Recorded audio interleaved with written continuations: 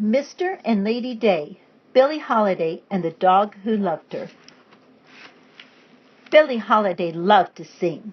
As a girl, she sang along to her favorite songs on a borrowed gramophone. She dreamed of being a star.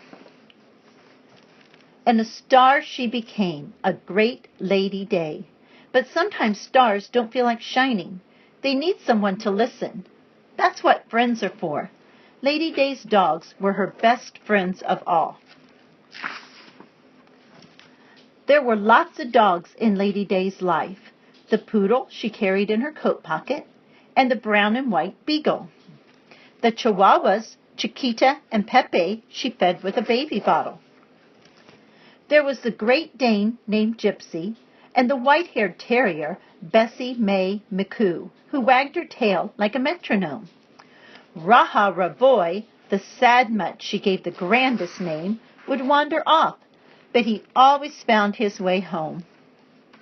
And then there was a boxer named Mr. Mr. and Lady Day were rarely apart. She knit him sweaters and cloaked him in a mink coat. She cooked for him and took him on midnight walks. She sang to him. Mr. was Lady's favorite. Someday she'd have a house in the country filled with dogs. Life would be good. Mr. would be there. He always was.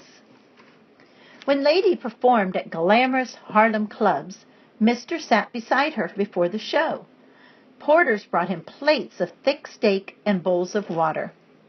Later, he stayed with Lady in her dressing room while she pinned flowers in her hair. He kept the fans at a polite distance. When it was time for her to sing, Mr. would lead a nervous Lady to the stage and wait for her in the wings. Lady was famous for singing the blues, but the sadness of her songs didn't matter to Mr. As long as he could hear her, he was happy. Then, just when her career was at the top, Lady got into trouble. She had to leave home for a year and a day, and Mr. couldn't come. Lady knew what it was like to be left, and it made her heart sick. She promised Mr. she'd be home soon. But when she looked into his sad eyes, she wasn't sure she'd ever see him again. While Lady was gone, she wrote letters and knit sweaters. But she did not sing. Singing was about feeling, and she didn't feel a thing. When it was finally time to return, she wondered if Mr. would be there. Would he remember her at all? Then there he was, running down the platform. Mr. leaped on Lady, knocking her down. Someone screamed and everyone scattered. But soon a crowd gathered. It's Billie Holiday! And Lady's homecoming was as bright as a paparazzi's flashbulb. Lady couldn't go home just yet. On the front porch at a friend's farm she rehearsed. It was time for her to sing again, whether she felt like it or not. In just 10 days she'd have her biggest show ever at New York City's Carnegie Hall. Lady was afraid.